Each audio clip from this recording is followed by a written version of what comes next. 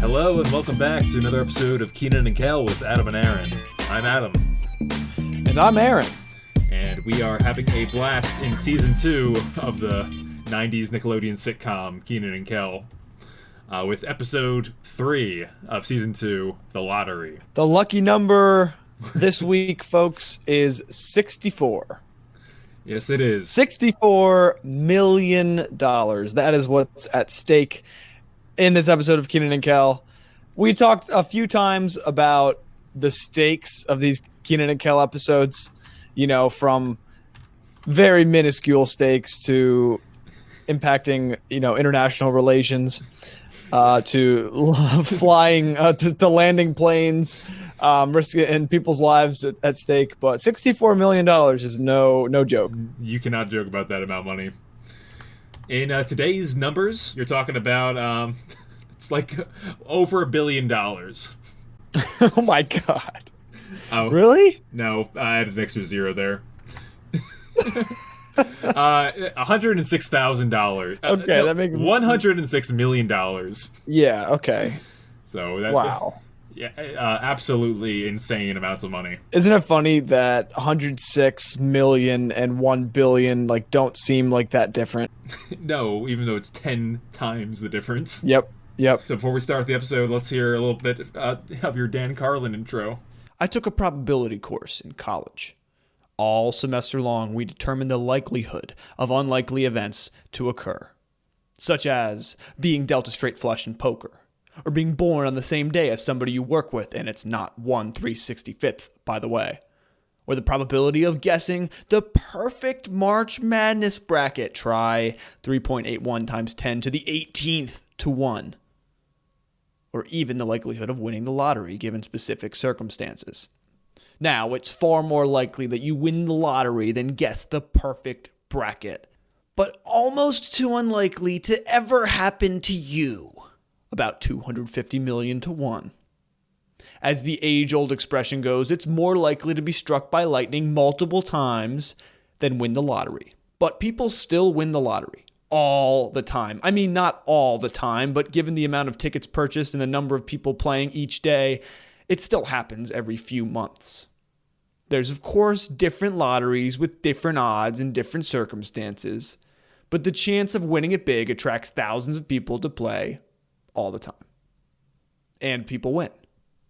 In 2019, 48 people won $1 million in the Illinois lottery throughout the year. There's something else in Illinois that's rather unlikely. The fortune of two young Chicago natives, a certain Kenan Rockmore and Kel Kimball.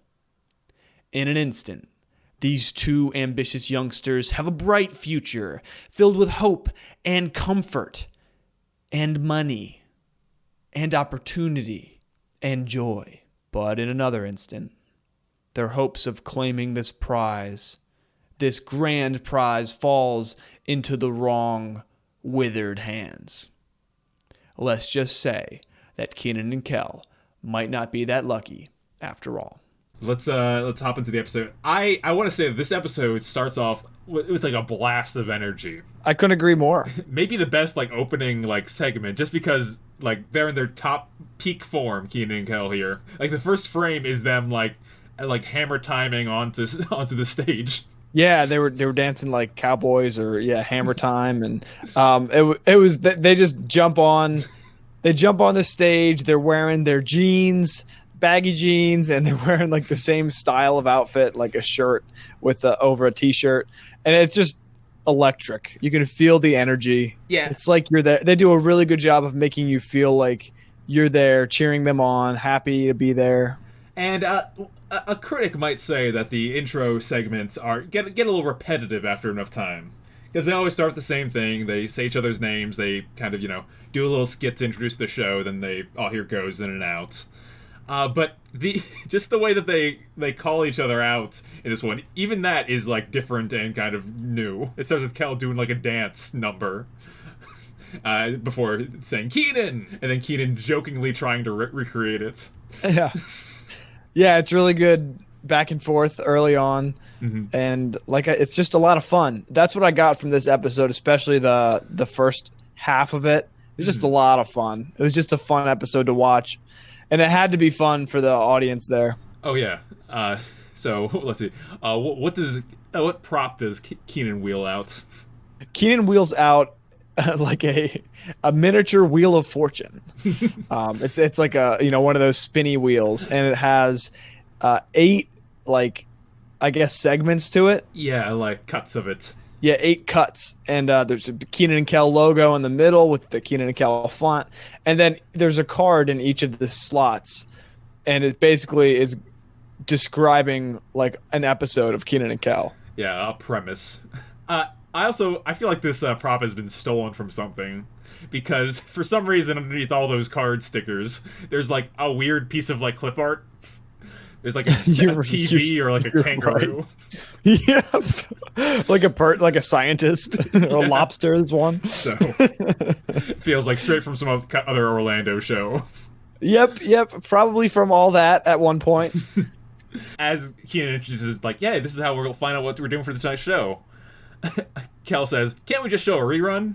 Then he does like the dance thing again. and Kenan calls Kel a few things this episode, and this is the first one. He says, "No, fish stick." He gives the wheel a spin. What you can watch for any this. I would say right now that this is an episode I would recommend checking out on Amazon or somewhere else if you can find it, because just Kel is a joy to watch this whole time, because as he spins that wheel, he's just like making all kinds of crazy faces.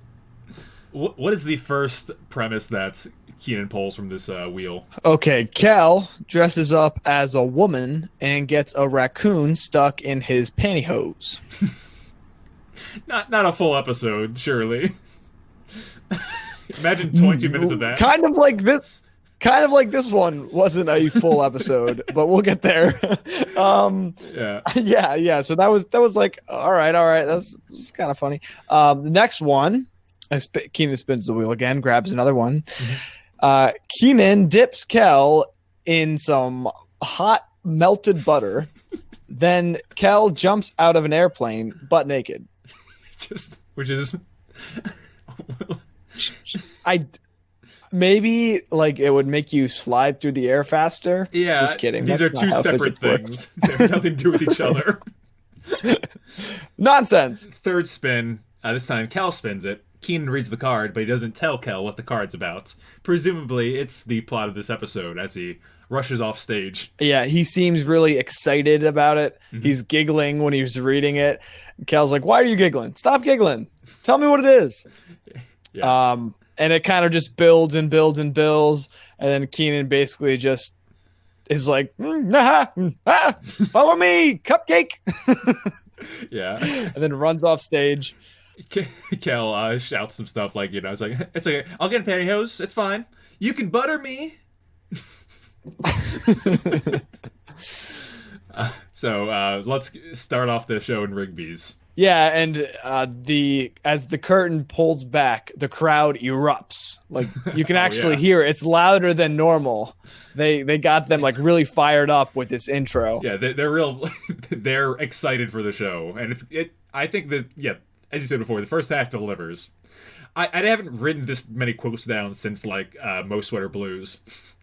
The first half. Yeah, it was a funny episode. Yeah, it was funny. It was definitely like quick and witty and charming, and just a classic Kenan and Kel episode. Really. Mm-hmm. Kenan is bored in Rigby's, and what does he do to pass the time? He's basically like, "Wow, there have been no customers all day." So he goes over to the soda cooler, the soda fridge, pulls out 5 cans of soda. Yeah, $5 worth of soda.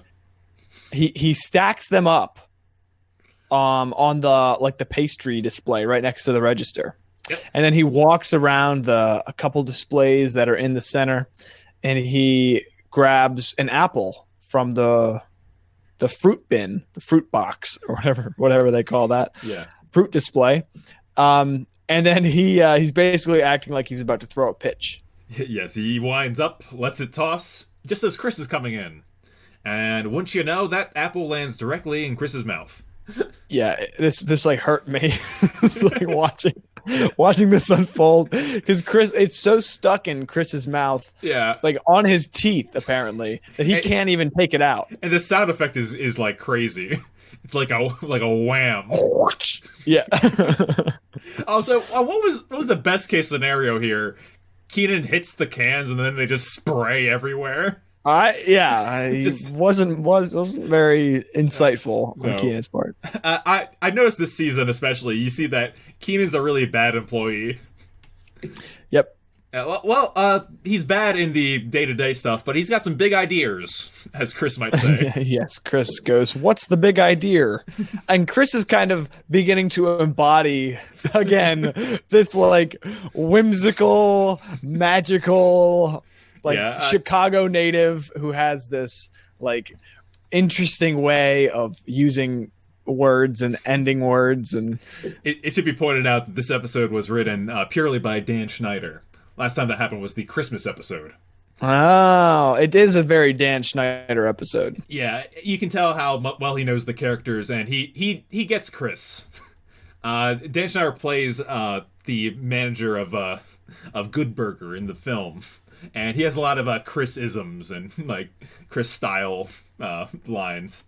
So Yeah, I like that he put so much of Chris in the episode. absolutely. It was really nice to see, and I also like how he put a lot of space for Kenan and Kel to kind of improv.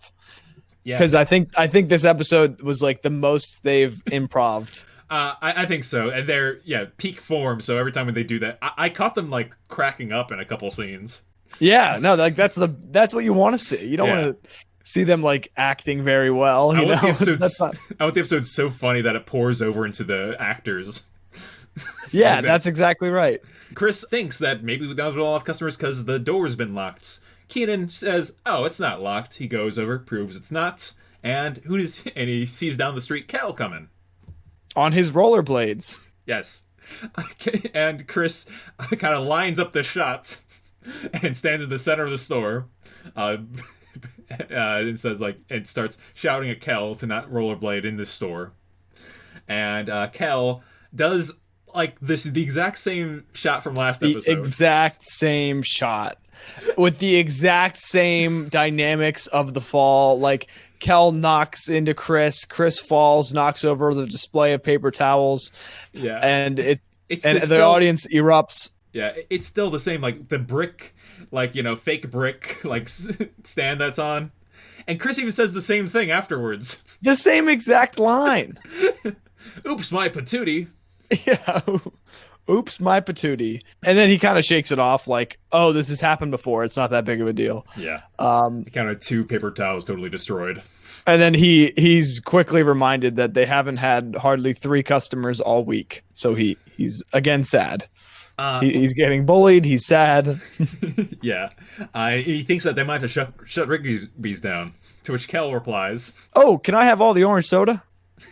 And Chris, in an awesome moment, kind of breaks his usual character and says, "You'll get nothing and like it." He says, "Well." Oh. Yes. Yeah. The Chris Kel dynamic's really good.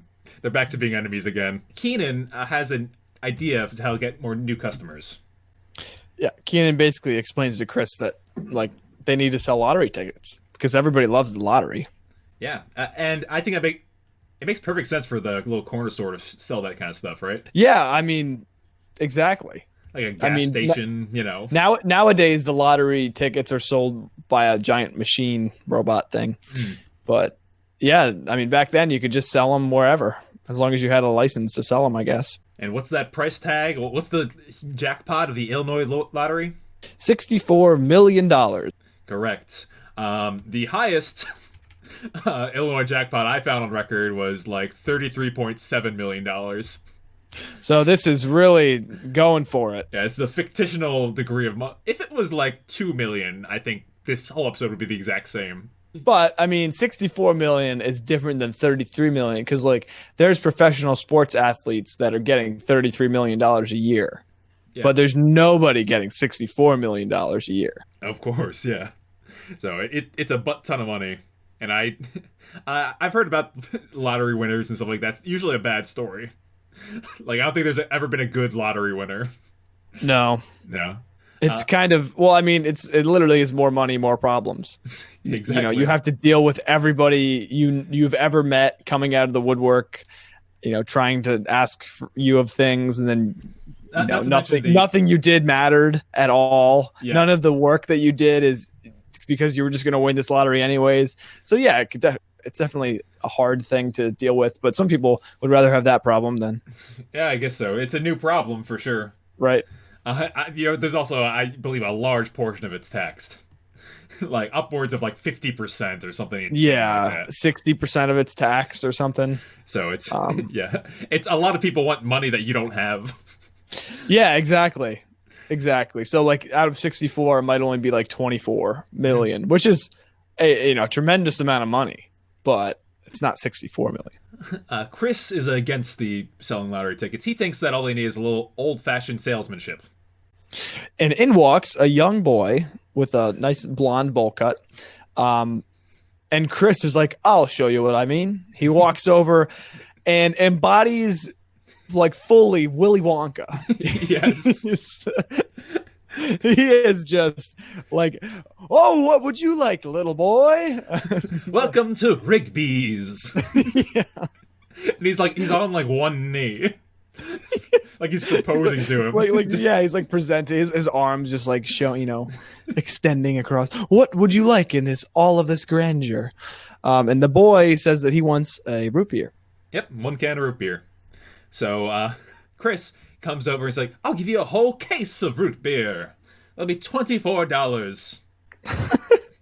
And the kid's just like, no, I just kind of want 1 can. And then Chris just erupts. What kind of twisted kid only buys 1 can of root beer at a time? And he just starts losing it. Clearly like on the edge of insanity. Yeah. They spent a lot of the episode that way. But the kid says, fine, keep the root beer, freak. And then strolls out, and Chris is like, well, that didn't work. How about the lottery tickets? Yeah. And they decide to sell lottery tickets at Rigby's.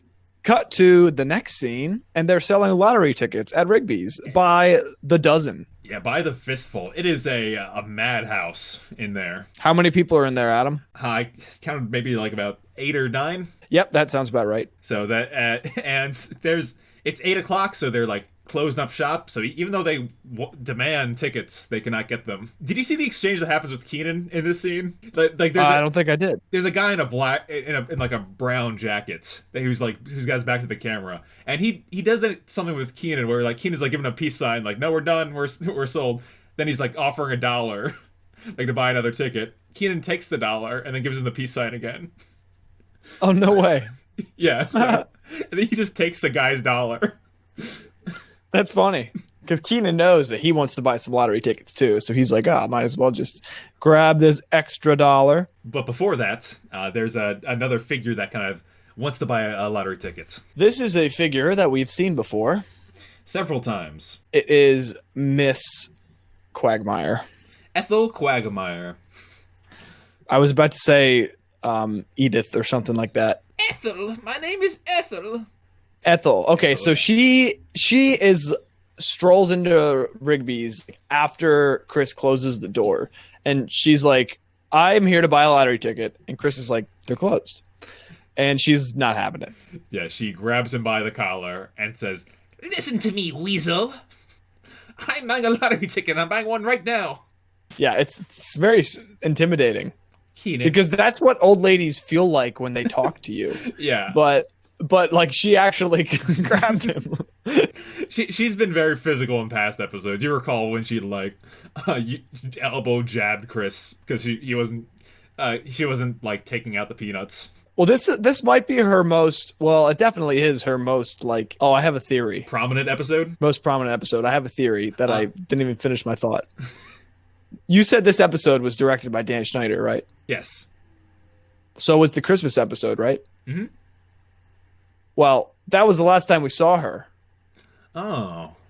I have a feeling that Miss Ethel Quagmire is a very close friend or relative of Mr. Schneider, who's always wanted to act. Her name is Doreen Weiss, and I think that's very possible that she is that friendly with them. You know? Yep. I don't know.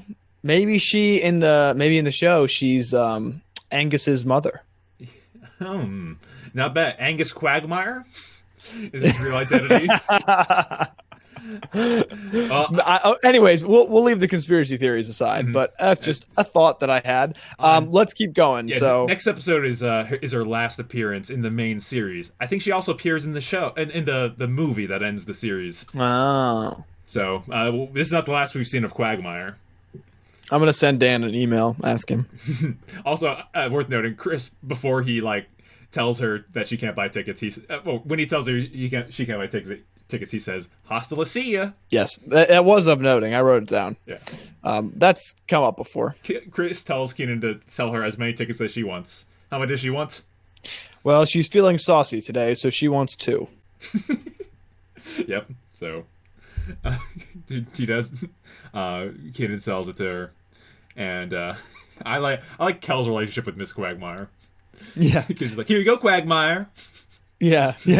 And if you recall, Kel and Miss Quagmire were dancing around the alley fire, like the bonfire in the Christmas episode. Mm-hmm. So yeah, they're old pals. And didn't he kiss her? Right? Was that episode number?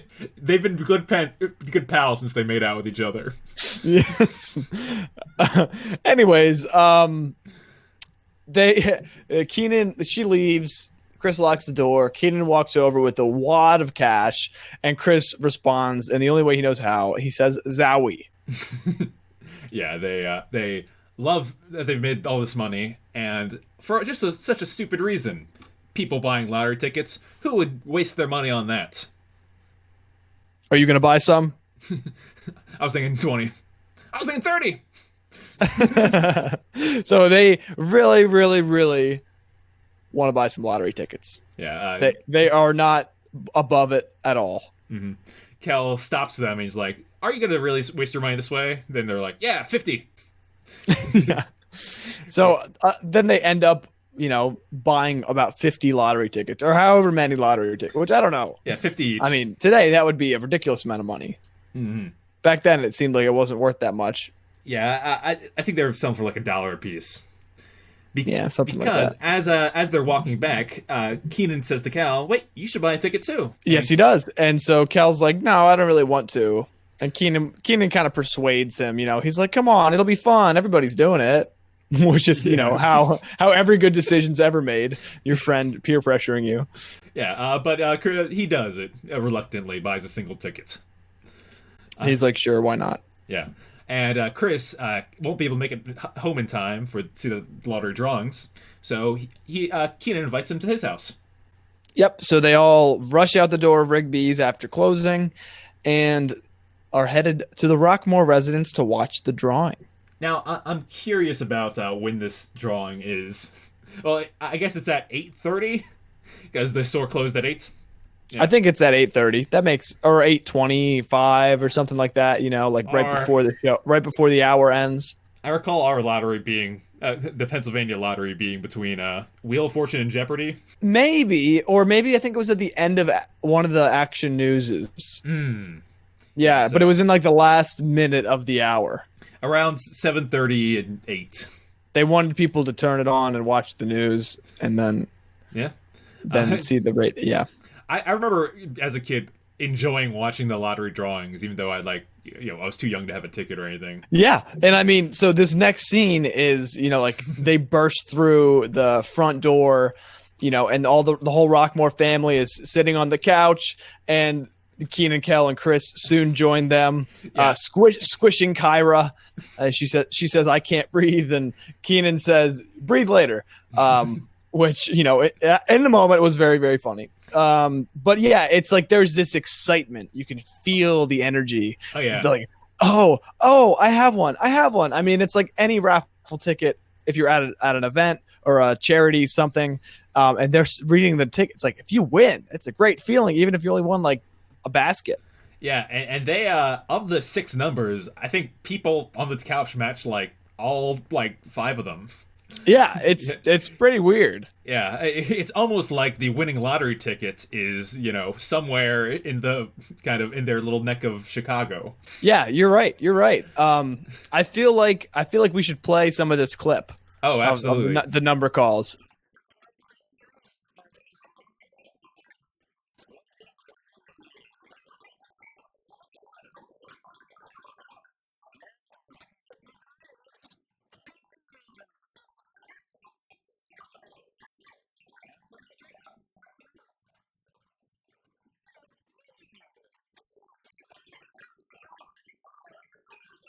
So the numbers are 23, Yep. 10, 15, 38, 42, and 17. 17 is what the Rockmores reacted, because it was all fun and games up until then, but then they are outraged that they did not have their winning number, and they are furious, and this, everyone's in a big fit. That felt very real to me. Because every family's at that moment waiting for something to be called, as you said. Yep. Everybody wants to be the winner, because if you win, your life changes forever. And most people, it's like, oh, I win, then all my problems are solved. This is what I noticed. Did you see Roger's outfit? Yeah. What's he doing? He's wearing a 90s dad outfit. So that means like these little tiny compression shorts. Yeah, like these pink and yellow colored. It's very weird. Tropical looking, and then he's wearing like a blue polo. It's like he's wearing underwear, basically. Yeah, I've not seen that out of 97. Anyone wearing that outfit. I mean, I would wear that. I would wear those to go for a run, but I don't know. I don't know why they put him in that on TV. Well, you might say this is his hanging out outfit. Yeah, but he's showing a lot of leg. A lot of leg. Anyways, everybody leaves the couch when they realize they haven't won, except for Kel. Yes, and I noticed in the scene where they're all on the couch, Kel's kind of in the background behind Chris, so you're not really seeing his expressions. You more see the Rockmores exploding. But yeah, no, he's sitting on the couch and he's in disbelief because he won. He says that he won, and nobody believes him. Chris reads the numbers, right? Chris reads the numbers and confirms that Kel won. Yeah, which is amazing because Cheryl shoves the door open, hits Roger with it, and they all begin dancing. I love this because everybody's cheering on Kel. Nobody's upset that he won and they didn't. Kenan's not upset because he picked the ticket. Mm-hmm. Oh yeah. But everybody's instantly just cheering on Kel, which is great. It's that's what you should do. Yeah, a more vindictive Kenan might be upset that Kel has the winning ticket. But no, yeah, Chris even is loving it, even though, as he says, Mother's gonna kill me. When she realized she bought 50 tickets. They're basically okay, you have to redeem it within 24 hours of getting it. Yep. And so they're oh, Kel's okay, I'll go after school tomorrow. And Chris is oh, I can drive you. I have a radio in my car. Which is such a... I actually... So that was the dud line from the In the Line of Kenan episode. Yep. Yep. I think Chris might have a problem. I think there's a part of Chris's brain that's stuck, and he will say this when he's in a weird situation. Yeah, it's almost like whenever anything exciting happens, or monumental happens, a big moment in his life, he just repeats this line. or maybe it's because it's the 90s and that's not a thing everyone has. I'm not sure about that fact. So it'd be special if he had a CD player in his car, for example. Yeah. I feel like I should know the answer to this, but I don't. Yeah, so he that's his big gloat when he talks about his vehicle, because maybe he doesn't even know what the make and model is like me, and he just knows that it's the radio. You don't know the make and model? Come on. I know my make and model, yes, but most other cars on the street, I'm very confused by them. Yep, I'm not. I can tell you every boring car ever. Yeah. Yes, but anyways, yeah, Kenan says that, hey, you're gonna be a millionaire. And then there's this very sweet and tender moment where Kel says, Kenan, I'm gonna split the money with you because you're my best friend, and I won't want to be a millionaire without you. Yeah, it is extremely touching. It's coasting off that Dan Schneider written Christmas episode vibes. Yep, and he knows this. He knows that it's really smart actually to create that kind of through line throughout Kenan and Kel. It's like, oh, they actually are best friends. They actually are brothers. Mm-hmm. They do love each other, even though Kenan gets upset at Kel all the time. Yeah, they repair that, and they always come back to that base of being best buds. Yep, and so it's really nice and heartwarming. Yeah. So anyway, so we have a plan in action, and then we kind of just continue with our episode. Yeah. After the commercial, we go to the back to Rigby's as they're waiting for Chris to drive them with his car, and they're closing early, but unfortunately not early enough because Mrs. Quagmire slithers in through the door. Yeah, she has a list of demands, even though the store is closed, and she just starts reading them off. She says she wants some tuna fish, some kitty litter, some hot sauce, and one nose hair trimmer. Yep. And so the three of them kind of divide and conquer the store to gather all this stuff up. It's worth noting that here, Kel has had this. The ticket has not left his hand. He's been staring at it all day. And so they gather all these groceries for Mrs. Quagmire, and Kel bags them up using his bag and sag and Kel abilities. Yep, the person who wrote this episode was definitely like an expert at Kenan and Kel trivia. They must have been listening to the podcast. Well, it's Dan Schneider. He's I know. He's literally on the set. So he witnessed Kel bag this stuff. So right. He knows he's the world-class bagger. And anyways, they bag up her groceries, they shove her out, and then they run to the Lottery Redemption Center. Yes. Which must not get that much action. I don't know why there's one building for this. Yeah. There's one guy working, and he must have nothing to do ever. He looks really bored, by the way. He looks bored even when they're there and trying to redeem.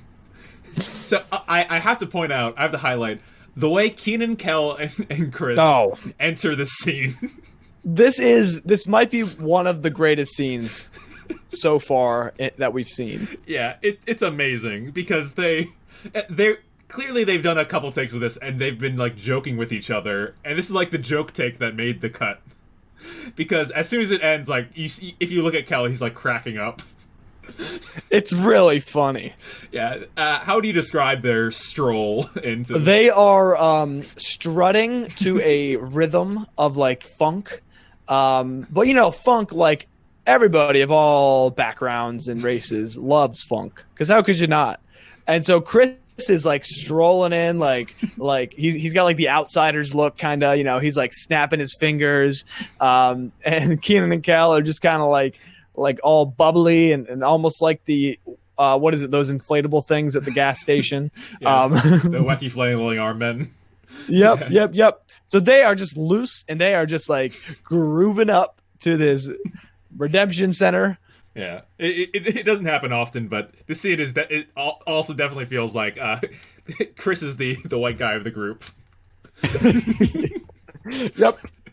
There's a couple occasions where he tries to, he does a good job as the white buddy, but it's yes, what Kenan does. Kenan gives Kel the stage to the guy at the counter. Kel does a spin, slams his hands on the counter, and says, $64 million, please. And the guy says, you have the winning ticket? To which Kel smartly says, I do. And then the camera shifts over to Kenan, who says, and I get half. But the camera keeps shifting and goes over to Chris, who has nothing left to say, but he says, That's right. All right. All right. All right. Is that even it? Yeah, that's it. That's it. Okay. I wrote it down, but it was so just like painful. Yeah, and that's how the scene comes out. It's painful because Kenan and Kel give him like a look. He's like, "Just get it out. You're doing it wrong." You're not one of us. Yeah. Anyways, like they're just making a scene, and this guy is kind of like in disbelief. And Kenan's like, "Oh no, he won! Like, just check it out." And he's like, "Cal, whip that bad boy out." All right, whip that bad boy out. No, whip that bad boy out. And they they all start dancing.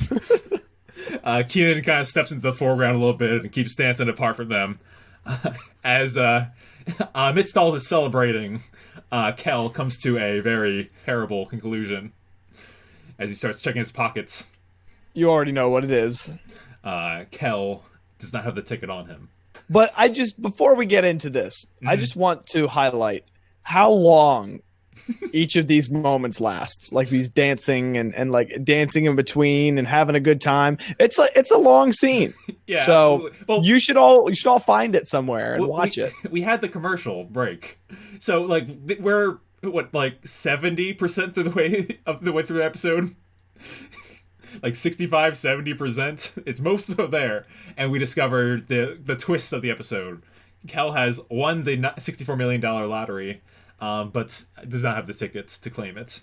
Yeah, I love that Kenan, like, you know, he's like in the zone. I think he's calling a bunch of like band members, like invisible band members that's playing music that he's dancing to. He's like, "Come on, Michael, don't stop me! Don't stop me!" Oh yeah, he does say Michael like a few times. Yeah, don't stop me, Tito. Like Kel's silence. He's like, "Oh, don't stop messing with me." Then he turns around and no words from Kel, and then Kenan shouts, "No!" Yep. Because Kenan has also immediately discovered what has gone wrong. So they basically they have to leave because they don't have a winning ticket. Yes. So they get to Rigby's where everyone arrives in despondent. Kel is sobbing. Yeah, open mouth sobbing and like twisting his shirt. Chris looks like he just like his mother just died. And Kenan is just like in pain, grimacing. Yeah, he gets real mad and real loud. So he starts to shout at well, Chris is the first one that says it. This is my favorite like 2 lines of the episode. Because Chris says, "How did you lose a $64 million ticket?" And Kel goes, "I don't but know." So stupid, but it's real funny. And so Kel comes to the realization that he had the ticket and was showing Chris, or maybe Chris came to this realization, was showing Chris before they left. So he brought it all the way through the school day and to Rigby's. And so they decide, oh, it's probably somewhere in the store. So like, okay, let's calmly search this place. And at the same time, they all go, "Ah!" and just destroy the place. They are ripping it apart. I thought it was crazy how little time we spend on the total destruction of the Rigby's like storefront, because that looks like it would have been a lot of fun. Yeah, well, maybe they were cut for time on the episode or something, but it's like 10 seconds of them. Yes, they were. Yeah, it was like 10 seconds of them like, you know, tearing through things. Chris goes like right for the candy bars, and then cut to them just sitting in this destroyed store. Everything's everywhere. Yep. So they're just sitting over on the. They're sitting over in the cooler near the door, and Kenan says, "Bye-bye, happiness." Kel says, "Bye-bye, $64 million. If you also notice that Kel's hat is gone. It's gone for the rest of the episode. Yep, he lost it in the destruction of the store. Yeah. This is too depressing for Chris. So what's he going to do instead? He's going to go shave Mother. I don't have any words. No words. Yeah, better left unsaid. Kenan has just one question for Kel. Why couldn't you have just kept the ticket in your hand? It's a really, again, we're season 2, so it's a staple now, but they're already having fun with it.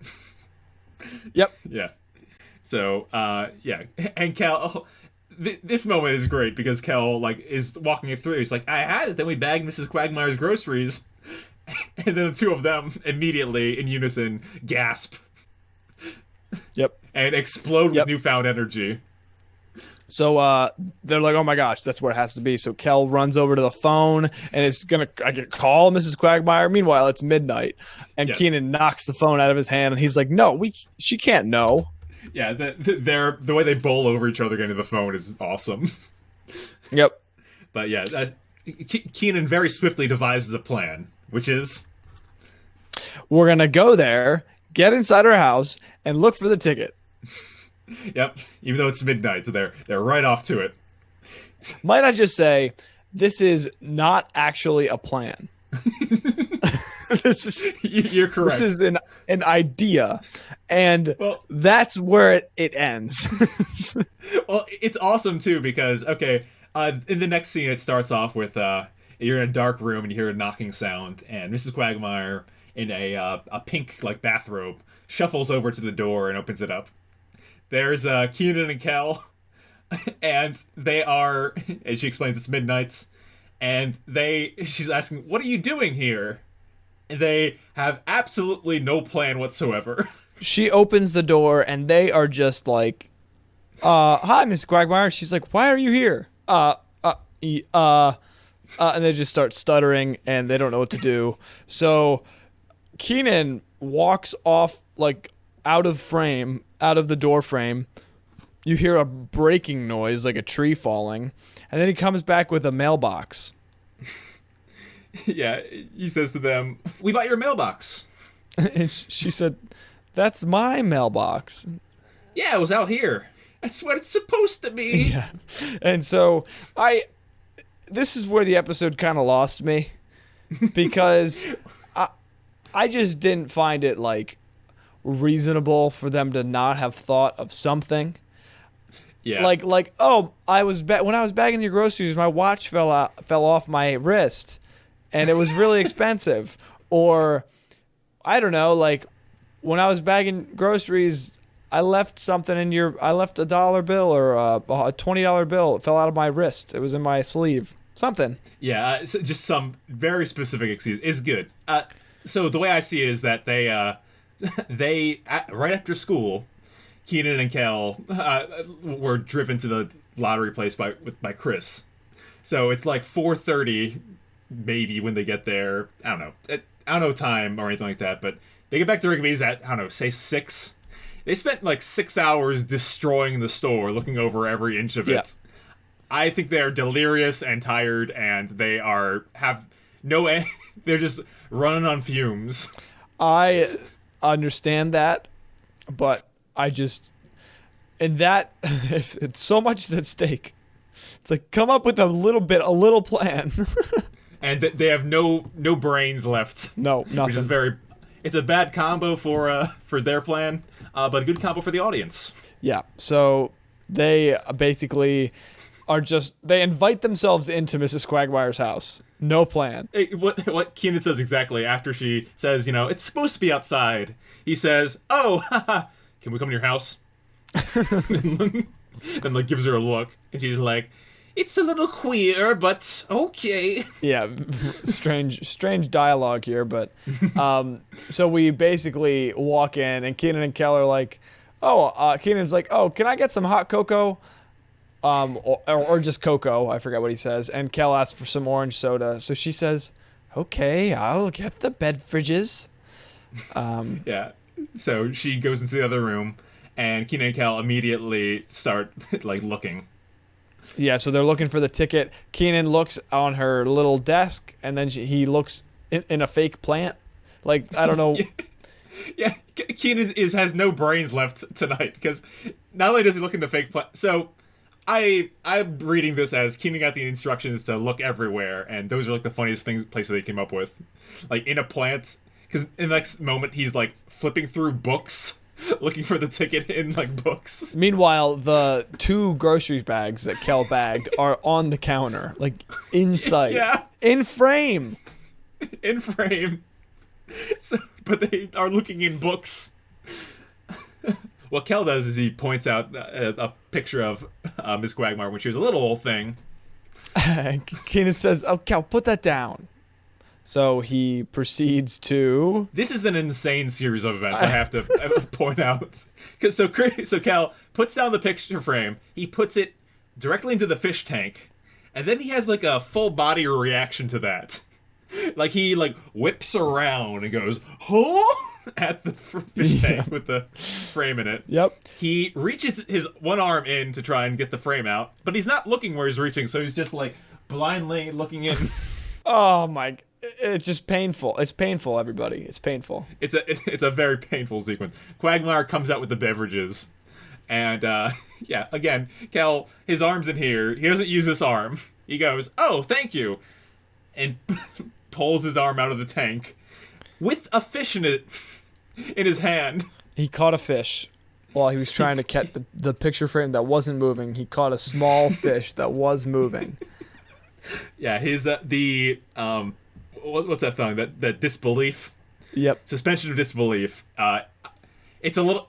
This scene does not apply to that. Nope. Anyways, so Kenan realizes that Kel is kind of falling apart. So he after receiving the cocoa from Miss Quagmire, he spills it all over the floor.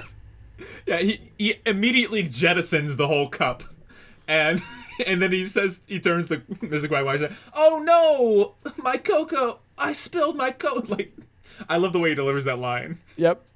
Yeah, and so she's like, "Oh, I'll get a wet towel or something like that." Yeah. Poor Miss Quagmire. This chaos as just like this. They're a tornado and they just came into her house. Don't you say poor Miss Quagmire.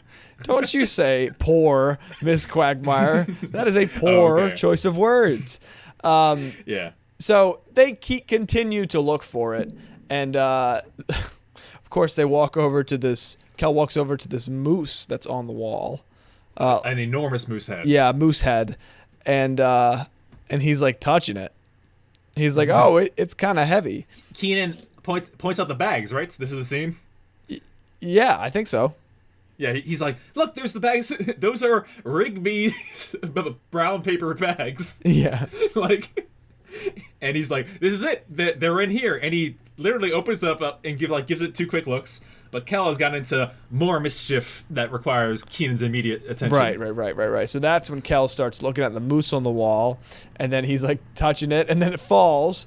And so Kel's trying to hold it up, and then Kenan comes over to assist him.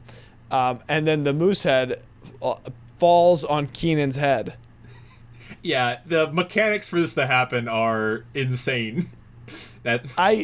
Those things don't just easily come off the wall, and they definitely they're not hollow. I mean, like, maybe they're a little hollow, but not. Anyways, it goes on his head. Yeah, it's on his head and it's heavy, so it's not coming off. Mrs. Quagmire, it comes back in what must be like a PTSD flashback of some kind. Because her conclusion is that the moose head has been alive this whole time. She goes, "The moose, it's alive," and then she proceeds to grab a fake marlin that's hanging on the wall above the fish tank. She grabs it. An enormous marlin. Enormous. Yeah. And she grabs it and starts whacking Kenan with the moose head on in the middle of the living room, just wailing him. She knocks him so hard that he is moved over to the window, which kind of open like what do they call it? Saloon doors. Saloon doors. Yeah. They open like saloon doors, and Kenan with the moose head falls out the window, and then she just keeps on hitting everybody there. So she hits Kel right out the window. Yep. she again. My explanation is PTSD flashback. Something horrible has happened to her with a moose before, so she goes into like a panic. This reminds me of Papa Nichols in Drake and Josh. This is a very Papa Nichols moment. USA!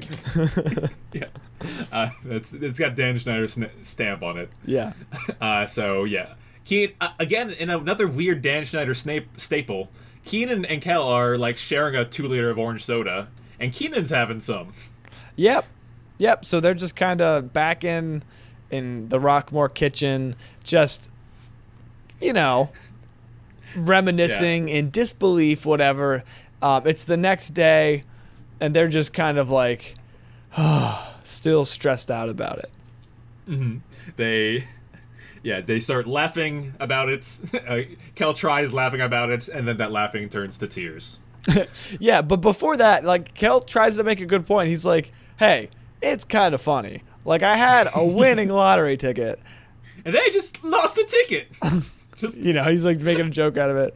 And they both start laughing. It's really funny. And then, of course. Yeah, Kel's attitude is very easy come, easy go. Yep. Which, that might be they're going to talk about moral of the episode in a little bit. I think that's the true moral here.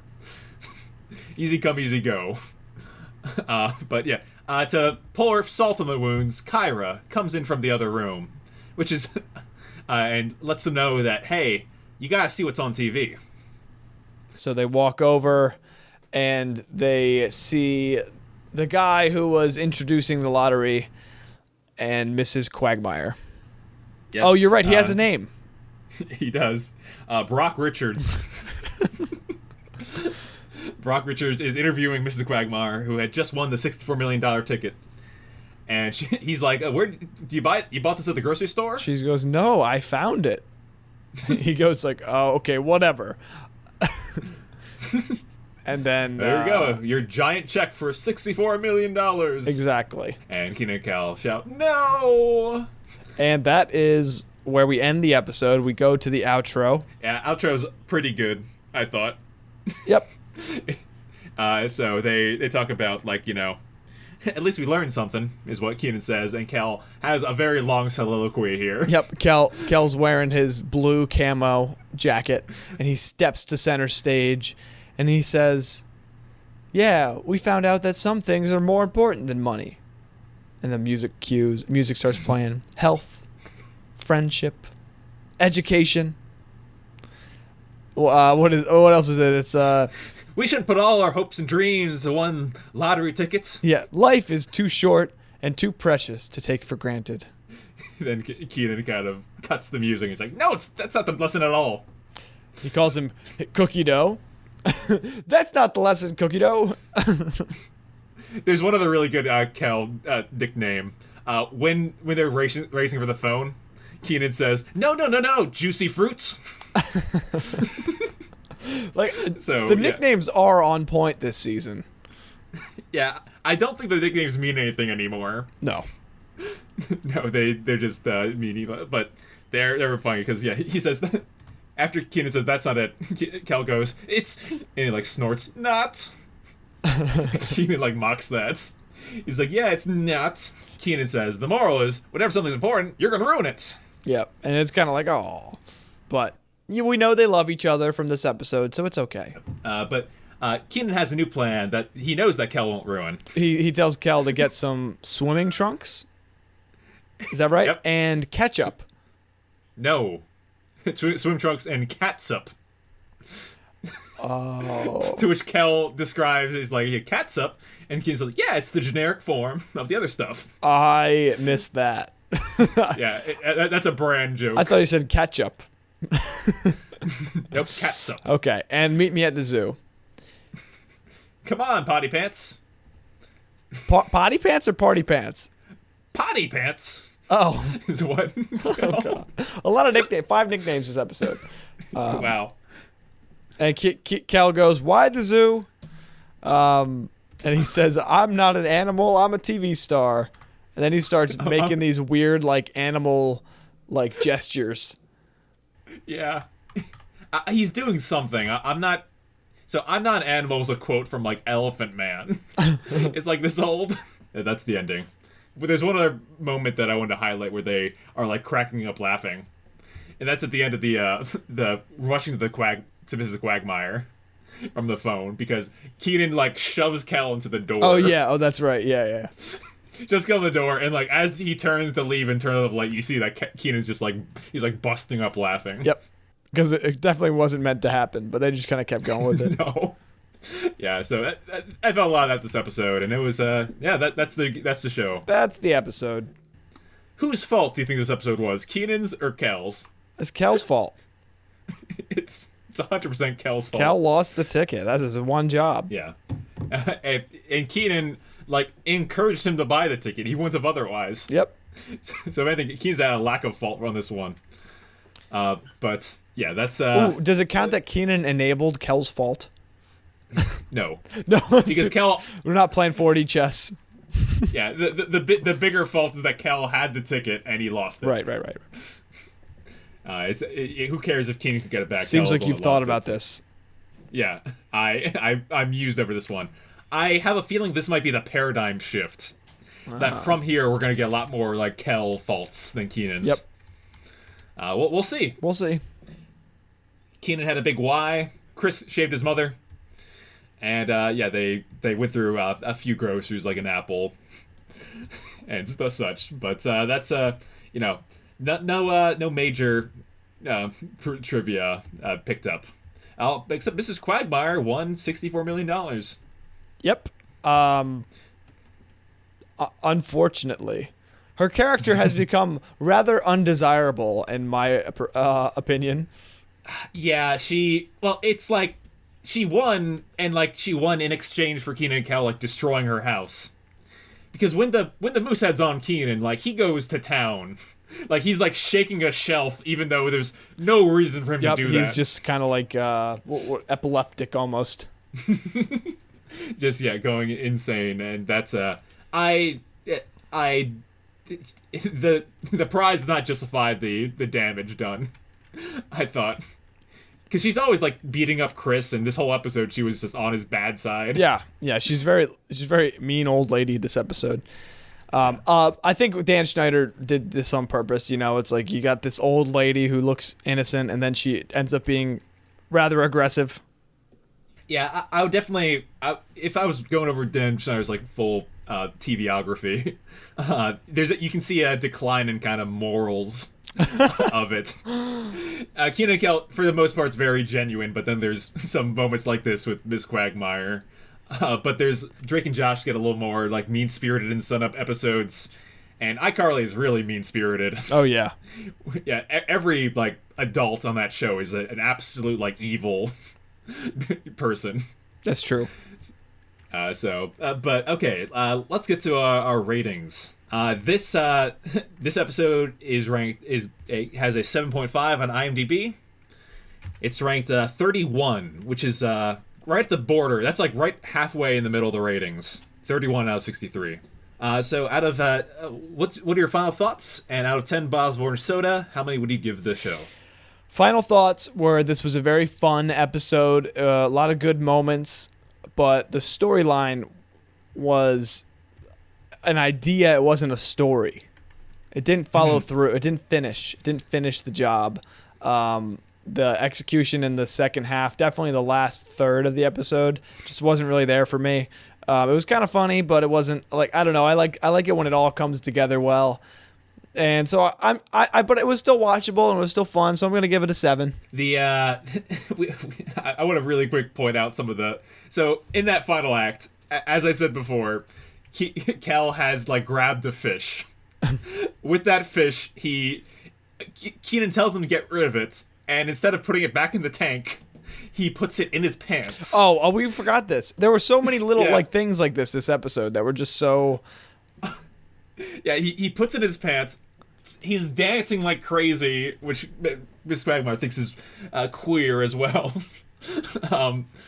Then the fish bites him, and he forgets about it. Yeah, there's this big skit where the fish is in his pants. It is a pretty big part of that last scene, really. Yeah, and that kind of sums up the way it the ending of it goes off the rails. That said, I thought the rest of this episode was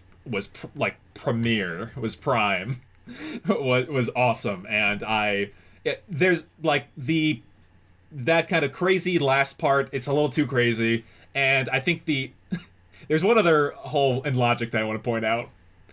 I think you may have noticed it too. On the back of the ticket, you have to redeem it within 24 hours. Yep. The lottery was at 8:30. and it's at midnight is when they're trying to get the ticket from Quagmire. Yep. And the next day is when Quagmire redeems it. So if it was 48 hours, that'd be covered. Unless she had already redeemed it. Oh, that's crazy. She already redeemed it and just acted like normal to Kenan and Kel. Yes. Oh, I like that theory a lot. This is my question. There's a lottery redemption center. Illinois Lottery Redemption Center. So all throughout Illinois, like, people go to this place. Now, no, there might be a couple, but there's an Illinois Redemption Center, or Lottery Redemption Center. And what are the hours? It's a government. If it's a government building, right? It's government. It's got to close at 4:30 or 5. Yeah, So you're right. I don't know what the time frame is. I'm not sure. Maybe it's open until 6, and Mrs. Quagmire found the ticket and then went. I like that theory. Yeah, I like it. So I'm going to, despite its flaws, I think the first half is incredibly well executed, and I like a lot of the ideas, even if the ideas aren't totally original. The ideas, you mean? The ideas, yeah. Winning the lottery is not new ground whatsoever, but I really want to give this episode a 9. Oh, wow. I might knock it down later, and honestly, I worked it down from like a 10. So, yeah, a 9 is a real good. I think it's a great one. It's very fun. It just didn't quite do it for me. Not quite my favorite. So, I get a lot of home runs this season, and I believe we'll be continuing with into the next one. yes, the next episode is The Crush.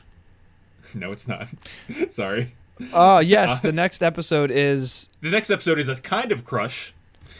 It's Who Loves Orange Soda. Is it? Yes. It's next one on. Oh, that's so strange. It has the dates wrong on Amazon.